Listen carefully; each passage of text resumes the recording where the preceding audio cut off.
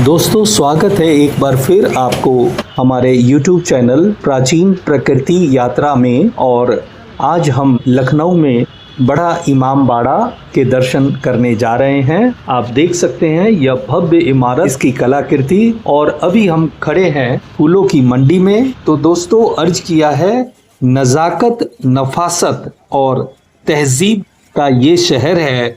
लखनऊ की हवाओं में भी मोहब्बत का असर है। तो दोस्तों अभी हम नवाबों के शहर में बड़ा इमाम बाड़ा और छोटा इमाम बाड़ा के दर्शन करेंगे। और पहले हम इस महकती हुई फूलों की थोक मंडी में शुरू हो रही है। यहाँ चारों तरफ बिखरी फूलों की ये रंगीन मालाएं मानो इस शहर की खूबसूरती का इस्तकबाल कर रही है। गली कूचों में यहाँ आज भी अदब मुस्कुराता है। दोस्तों अर्ज किया है, गली कूचों में भी आज यहाँ अदब मुस्कुराता है। यहाँ का जर्रा जर्रा गुजरा हुआ कल सुनाता है। अभी हम यहाँ पर लखनऊ में आए हुए हैं और यहाँ हमने 2 दिन के लिए घूमना है। तो दोस्तों अभी हम रूमी दरवाज़ा के सामने खड़े हैं। आप देख सकते हैं मेरे सामने ये रूमी दरवाज़ा है और आप इस दरवाजे को देख सकते हैं। काफ़ी भव्य और बहुत ही बड़ा ये दरवाज़ा है। और ये आप मेरे पीछे देखेंगे, यहाँ तमाम खाने पीने की चीज़ें, पार्किंग वगैरह सब गाड़ी लगी रहती है। तो दोस्तों अभी हमने यहाँ से ऑटो किया हुआ है और ऑटो भाई साहब हमें घुमाने के लिए ले जाएंगे। और इनसे हम बात करते हैं ये कहाँ कहाँ ले जाएंगे, बताओ। आगे सर हम रूमी गेट की हिस्ट्री बताते हैं। आगे क्लॉक टावर है, शाही तालाब है, सतखंडा है और यहाँ का नवाबी मार्केट, सब जगह घुमा करके इमाम बाड़ा लाते हैं। इमाम बाड़ा, जी जी जी। तो इसमें हमसे ये जो भी इधर घुमाएंगे, जो भी 2 घंटे के आसपास समय लगेगा, और इनका ऑटो और जो गाइड के तौर पर ये सब हमें बताएंगे। और 50 रुपये इनका अपना एक तय किया गया है। तो आप देख सकते हैं अभी हम चलते हैं इनके साथ। क्या नाम है आपका? मेरा नाम विजय है। तो विजय जी के साथ हम चलते हैं और आगे बढ़ते हैं हम। ये कहते हैं 1784 में यहाँ अकाल पड़ा हुआ था। उस समय नवाब आसिफउद्दौला ने बनवाया था लोगों को रोजगार देने के लिए। नवाब दिन में बनवाते, रात में नुक्स निकाल के तुड़वा देते, ताकि मजदूरों का काम धंधा चलता रहे, उनको रोजी रोटी मिलती रहे। 11 साल 2 दिन लग गए इसको बनाने में। बहुत सारी हिंदी फिल्मों में इस बिल्डिंग को दिखाया गया। गदर फिल्म आया था सनी देओल का, गदर एक प्रेम कथा, उसमें इंडिया पाकिस्तान का बॉर्डर इसी को बनाया। लाहौर पाकिस्तान उधर दिखाया तो हिंदुस्तान इधर दिखाया। लाहौरी गेट गदर में इसी को दिखाया गया। इधर से देखने में 1 मंजिल बड़ा ये गेट है। जब इसी बिल्डिंग को पलट के उस साइड से देखेंगे तो ये 4 माले की बिल्डिंग दिखाई देगी। 3 दरवाजे दिखाई देंगे। इस गेट की फ़ोटो खींच के फ़ोटो को उल्टा करके देखिए, 2 चीज़ें पहनने की बन जाएंगी। एक तो गले का नेकलेस बनेगा, 9 लखा हार बन जाएगा। इसको उल्टा कर देंगे तो हार का डिज़ाइन बनेगा। और दूसरा बनेगा हमारे लखनऊ चिकन कारीगरी का डिज़ाइन गले का। हो गए चिकनकारी के जो कुर्ते कुर्तियाँ फेमस हैं, उनके गले का डिज़ाइन बनेगा जब इसको उल्टा करके देखेंगे। लखनऊ का मेन बिल्डिंग माना जाता है रूमी दरवाज़ा। यूरोप के पुराने शहरों जैसे रोम या पेरिस और भारत के कुछ चुनिंदा हेरिटेज स्थलों की तर्ज पर लखनऊ के इस हिस्से को एक ओल्ड वर्ल्ड चार्म, शाही लुक देने के लिए आधुनिक डामर की जगह इन पत्थरों का इस्तेमाल किया गया। रात में जब इन सड़कों पर स्ट्रीट लाइट की रोशनी पड़ती है तो यह इलाका बेहद खूबसूरत और नवाबों के दौर जैसा लगता है। हालांकि यहाँ एक दिलचस्प बात यह भी है कि नवाबी दौर में इन पत्थरों का चलन नहीं था। उस समय लखोरी ईंटों या कुटी हुई मिट्टी की सड़कें होती थी। ये पत्थर आधुनिक समय 2015-16 के सौंदर्यीकरण प्रोजेक्ट में बिछाए गए हैं। इसलिए ये सड़कें हमें यह भी बताती हैं कि समय के साथ कुछ पुरानी विरासतों को नया रूप देकर पर्यटकों के लिए आकर्षक बनाया जाता है। ये सर जी क्लॉक टावर लखनऊ का घंटाघर है। ये 1881 में अंग्रेज़ों का बनाया हुआ है। 220 फुट इसकी ऊंचाई है। सबसे ऊपर देख रहे हैं टॉप में एक पंछी लगा हुआ है। ये हवा का रुख बताता है, जिधर हवा चलता है उधर इसका मुंह घूम जाता है। भारत का सबसे ऊंचा घंटाघर, पहला लंदन का, दूसरा हमारे लखनऊ का, जो हाइट में इतना ऊंचा है। ला से लंदन और ला से लखनऊ, लंदन के बाद दूसरा टावर जो हाइट में इतना ऊंचा है। जब से बनाया गया आज तक इसका कोई रिपेयर, कोई काम नहीं हुआ है। ये यहाँ जो इस इलाके में पत्थर का रोड बना हुआ है, इसको देख रहे हैं आप, इसका भी इतिहास है। कहते हैं नवाबों के ज़माने में ऐसा पत्थर का रोड था। नवाब घोड़े से चलते थे, घोड़ा ऐसे रोड पे फिसलता नहीं था। लेकिन जब हमारे देश में अंग्रेज़ आए तो उन्होंने पत्थर को हटा करके डामर का रोड बना दिया गया था। अखिलेश यादव जब हमारे यूपी के मुख्यमंत्री बने तो उन्होंने ये पत्थर, ये लाइटें, ये बाद में काम करवाया, फिर दोहरा दिया अखिलेश यादव ने।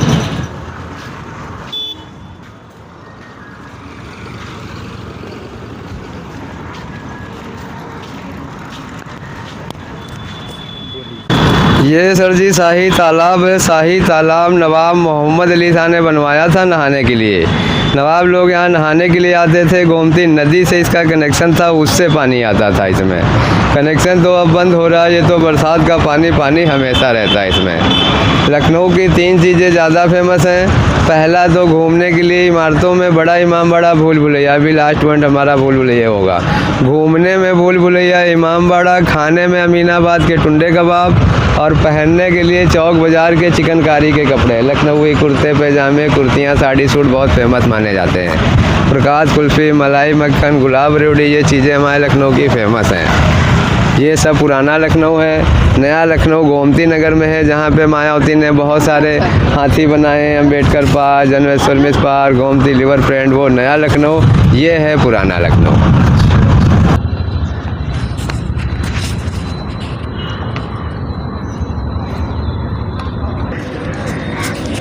तो दोस्तों देखिए, ये तालाब आपके सामने है, जो कि पहले यहाँ पर नवाब लोग यहाँ पर स्नान करते थे और बहुत ही सुंदर यह बनाया गया है। आप देख सकते हैं चारों ओर से गोलदार ये सीढ़ी की सजावट, नक्काशी इसकी काफ़ी सुंदर है। और फ़िलहाल अभी पानी तो बरसात का यहाँ पर इकट्ठा है और सामने ही ये यहाँ पर घंटाघर आप देख सकते हैं। तो दोस्तों आप देख सकते हैं इसकी नक्काशी बहुत सुंदर की गई है बाउंड्री वाल की, और ये सीढ़ियाँ बहुत ही गोलनुमा आकार में चारों तरफ बनी हुई है। ये हसन हुसैन गेट है सर। ये हुसैनाबाद कॉलोनी भी है इसके पीछे। मुहर्रम में जो जुलूस निकालते, मातम मनाते हैं, उसका शुरुआत यहीं से होता है। ताजिया यहीं से निकालते हैं मुहर्रम में। गेटों पे जो डिज़ाइन छपा देख रहे हैं, ये हमारे चिकनकारी गरी लखनऊई कपड़ों कढ़ाई का डिज़ाइन है, जो चिकनकारी बोलते हैं। हसन हुसैन गेट के नाम से जाने जाते हैं ये गेट। पहले बताते हैं ये सीमेंट वगैरह कुछ लोग वगैरह था ही नहीं। तो ये पूरा तो मतलब एक तरह से कोई पत्थर ही होगा ना, लंबा पत्थर है बाहर का। हाँ बोलिए। ये बिल्डिंग सतखंडा के नाम से जानी जाती है। सतखंडा ये नवाब मोहम्मद अली साहब बना रहे थे अपनी बेटी के लिए, ईद बकरीद में चांद को देखने के लिए। ईद का चांद को देखने के लिए नवाब बिल्डिंग बना रहे थे, पर यह बिल्डिंग अधूरी रह गई। जब 4 मंजिल बन के पूरे हुए, जब कहते हैं 1842 में नवाब का देहांत हो गया, काम वहीं पर रोक दिया। 4 मंजिल ही बन पाया, 7 मंजिल बनना था। नाम इसका सतखंडा ही कहा जाता है। अखिलेश यादव जो हमारे यूपी के मुख्यमंत्री बने, तो लोहे वाली ग्रिल ही ऊपर बाद में रखा।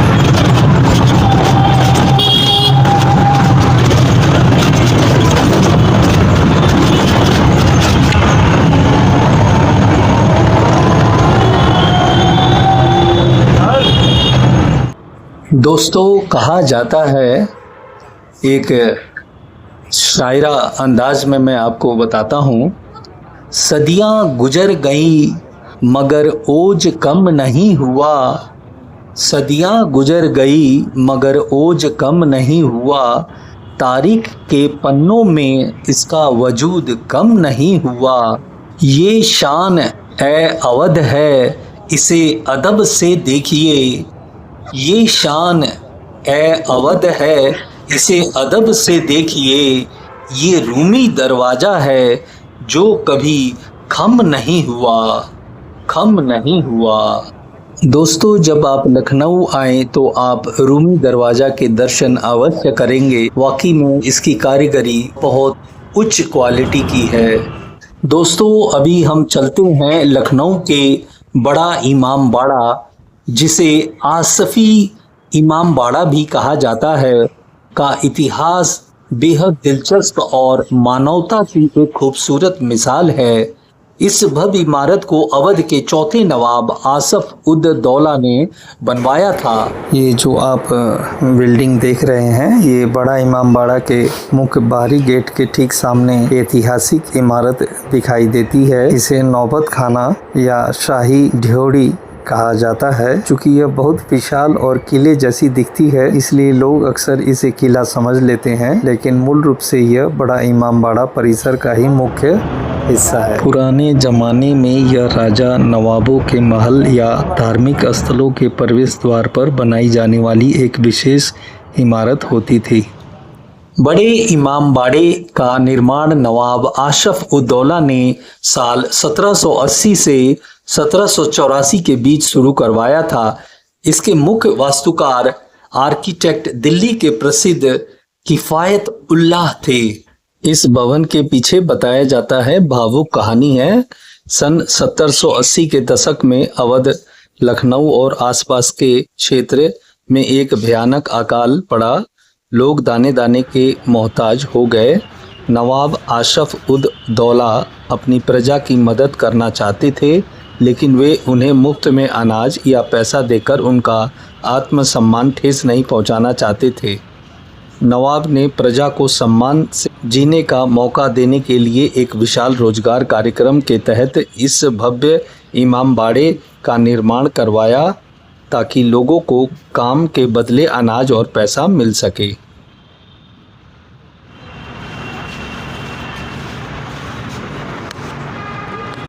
ये टाइमिंग होता है इसका 6 बजे से सुबह 6 बजे से शाम के 6 बजे तक। और आप देख सकते हैं पूरा यहाँ रेट लिस्ट लिखा हुआ है, और इसके हिसाब से यहाँ पर आप ऑनलाइन या कैश टिकट ले सकते हैं। तो अभी हम चलते हैं बड़ा इमाम बाड़ा की तरफ। और दोस्तों, ये वाकई में बहुत ही बड़ा इसका एरिया है और काफ़ी फूल पत्ती गमले सजावट किया हुआ है, ग्रीनरी है। नक्काशी इमाम बाड़ा की बहुत ही सुंदर तरीके से बनाया हुआ है, जिसमें आप यहाँ देखते हैं गेट पर 2 मछलियाँ हैं। उनकी नक्काशी बहुत सुंदर तरीके से की गई है। और ये जो बड़ा इमाम बाड़ा का गेट है, आप देख सकते हैं 3 द्वार हैं, और तीनों में ऊपर की तरफ आप देख सकते हैं मछली के आकृति की डिज़ाइन की गई है तीनों द्वारों पर। और उसके ऊपर आप देख सकते हैं यहाँ से जो व्यक्ति ऊपर से नीचे पूरा अच्छे से देख सकता है चारों तरफ। और बहुत ही सुंदर और भव्य यह इमाम बाड़ा आप मेरे सामने देख सकते हैं। जिस हम गेट से आए, ये गेट है बाहर रोड पर, और उस रोड से हम अंदर एंट्री हुए हैं। और इधर ये टिकट काउंटर है। आप अगर नॉर्मल विज़िट करना चाहते हैं नीचे तो आपको कोई टिकट नहीं है। और यदि आप भूल भुलैया वगैरह सब आप घूमना चाहते हैं तो आप टिकट यहाँ लेना होता है। इस इमामबाड़े के निर्माण से जुड़ी एक बहुत ही मशहूर और दिलचस्प कहानी है। अकाल की मार झेल रहे आम गरीब मजदूर और कारीगर दिन के समय इमामबाड़े के दीवारों और ढांचों को उठाने का काम करते थे, और जो अमीरों का काम होता था, अवध के जो कुलीन नवाब और अमीर लोग थे, वे भी अकाल के कारण कंगाल हो चुके थे। लेकिन समाज में अपनी इज्जत और मान मर्यादा के कारण वे दिन में उजाले में मजदूरी नहीं कर सकते थे। उनके स्वाभिमान को बचाने के लिए नवाब ने एक तरकीब निकाली, रात को गिराने का खेल। इन अमीर लोगों को रात के समय काम पर लगाया जाता था। इनका काम था दिन में बनी हुई कुछ दीवारों या ढांचों को धीरे धीरे गिराना। इस अनोखी तरकीब से दो काम हुए। पहला, अमीरों को अंधेरे में काम करने का मौका मिला, जिससे उनकी गरिमा बची रही। दूसरा, निर्माण कार्य लंबा खिंचता गया, जिससे अकाल खत्म होने तक लगभग 20,000 लोगों को लगातार कई सालों तक रोजगार मिलता रहा। नवाब आसफ उद दौला ने ही इसे पूरे प्रोजेक्ट को शुरू किया और उन्होंने ही इसे अपने शासनकाल में भी पूरा करवाया। पूरे परिसर, जिसमें इमामबाड़ा, आशफी मस्जिद, बावली और भुलैया शामिल है, को पूरी तरह मुकम्मल होने में करीब 11 साल का समय लगा और यह 1791 तक पूरी तरह सज धज कर तैयार हुआ। आप ये देख सकते हैं, बाहर बोर्ड रखा हुआ है और इस बोर्ड पर इमाम बारगाह लिखा है। यह एक इमाम बारगाह है। यह केंद्र इमाम हुसैन के उस सर्वोच्च बलिदान को शोक और गम मनाने की स्मृति है, जो सन 61 हिजरी 10 अक्टूबर 680 एडी में कुर्बला में दिया गया है। तो इस तरह से यहाँ पर तमाम चीज़ें इस बोर्ड पर लिखी हुई हैं और यह आप देख सकते हैं, बहुत ही सुंदर और पुराना ऐतिहासिक स्थल है। तमाम यहाँ पर विजिटर्स और यहाँ घूमने वाले पर्यटक यहाँ पर ज़रूर यहाँ पर लखनऊ में इस पुराने ऐतिहासिक स्थल को देखने आते हैं। यहाँ की वास्तुकला की कुछ अनोखी बात है। इसका केंद्रीय हॉल दुनिया का सबसे बड़ा बिना पिलर खंबे वाला हॉल है। इसकी छत को सहारा देने के लिए ना तो किसी लोहे के बीम का इस्तेमाल हुआ है और ना ही लकड़ी का। इस विशाल हॉल की छत का वजन संभालने के लिए ही इसके ऊपर दीवारों के भीतर गलियारों का एक जाल बनाया गया है, जिसे आज हम भूल भुलैया के नाम से जानते हैं। यह कोई सोची समझी योजना नहीं थी, बल्कि मुख्य हॉल को बिना पिलर के खड़ा रखने के लिए खोजी गई एक जादुई इंजीनियरिंग थी। इसलिए लखनऊ में आज भी एक मशहूर कहावत कही जाती है, जिसको ना दे मौला उसको दे आसफ उद दौला। दोस्तों, मैं आपको बताता हूँ, बड़ा इमामबाड़ा की बनावट और इसका इतिहास ऐसी जादुई चीजों से भरा है जो दुनिया में कहीं और देखने को नहीं मिलता है। जैसे दीवारों के भी कान हैं। भूल भुलैया की गलियों में विज्ञान का एक अनोखा चमत्कार देखने को मिलता है। अगर आप इसकी एक दीवार की तरफ मुंह करके बहुत धीरे से फुसफुसाएंगे तो करीब 50 फीट दूर तक दूसरी तरफ दीवार का कान लगाकर खड़ा व्यक्ति आपकी आवाज को बिल्कुल साफ साफ सुन सकता है। इसलिए कहा जाता है लखनऊ के इमामबाड़े की दीवारों के भी कान हैं। दूसरा रहस्य है माचिस की तिल्ली का रहस्य। इमामबाड़े के मुख्य हॉल के एक छोर पर यदि कोई व्यक्ति माचिस की तीली जलाता है या कागज फाड़ता है तो उसकी आवाज हॉल के दूसरे छोर पर, जो कि बहुत दूर है, बिल्कुल साफ सुनाई देती है। यह उस जमाने का एडवांस साउंड इंजीनियरिंग का बेहतरीन उदाहरण है। तीसरा है सीक्रेट सुरंगें। इमामबाड़े के भीतर और इसकी शाही बावली के नीचे कहीं रहस्यमयी सुरंगें बनी हुई हैं। इतिहासकारों के अनुसार इनमें से एक सुरंग दिल्ली, दूसरी फैजाबाद और तीसरी आगरा की तरफ जाती है। ब्रिटिश काल और युद्ध के समय नवाब और उनके सैनिक इन गुप्त रास्तों का इस्तेमाल करते थे। सुरक्षा कारणों से अब इन सुरंगों के रास्तों को ब्लॉक कर दिया गया है। परिसर में बनी 5 मंजिला शाही बावली कुआं उस जमाने का नेचुरल एयर कंडीशनर और लाइव सीसीटीवी थी। अगर आप बावली के पानी के पास खड़े होकर मुख्य गेट की तरफ देखेंगे तो आपको गेट के अंदर आने वाले हर व्यक्ति का प्रतिबिंब पानी में साफ दिखाई देगा, लेकिन बाहर से आने वाले व्यक्ति को यह पता नहीं चल पाता था कि उसे पानी के अंदर से कोई देख रहा है। यह दुश्मनों पर नज़र रखने की एक अनोखी तकनीक थी। जहरीली हवा से बचाव की खिड़कियाँ। भूल भुलैया में 1000 से ज़्यादा छोटे बड़े रास्ते और लगभग 489 एक जैसे दिखने वाले दरवाजे हैं। इसकी खास बात यह है कि इनमें हवा और रोशनी के लिए ऐसी खिड़कियां बनाई गई हैं कि अगर कोई दुश्मन बाहर से जहरीली गैस या धुआं छोड़े तो वह हवा के दबाव के कारण तुरंत दूसरी खिड़की से बाहर निकल जाएगी और अंदर बैठे लोगों को नुकसान नहीं होगा। इस विशालकाय इमारत को जोड़ने के लिए आज के सीमेंट या सरिया का इस्तेमाल नहीं हुआ था।